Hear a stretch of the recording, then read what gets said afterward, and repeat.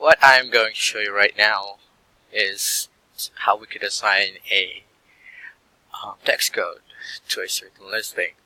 Alright, so first we go to Listing Boosters, listingbooster.com, and then we click on Manage Listings. After we sign in, we click on Manage Listings, and then we will go to Group, manually add listing, and then you enter the MLS number. For this case, we do not have the MLS number yet.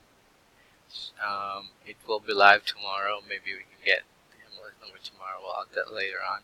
Or because it is required, we'll just create a random combination of numbers in here. Okay, just for us to be able to continue. Alright, if we enter the MLS number for this one, the address usually gets automatically filled in. Okay, this is active, correct, properties for sale, the price, I don't know what the price is yet, can't find the listing documents, we'll add that later on. We'll just add the title. Okay, so we'll add for it Stanford, Medford, Oregon, and then we'll add JerryDawkinson.com just for the web, for the purpose of search engine optimization.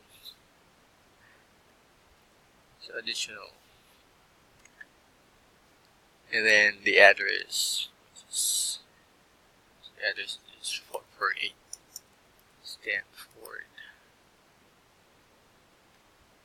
502 Populated City.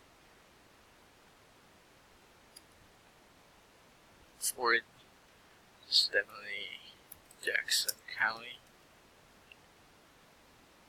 Property type is single family, bedrooms, so can't find the listing documents, we'll add that later on.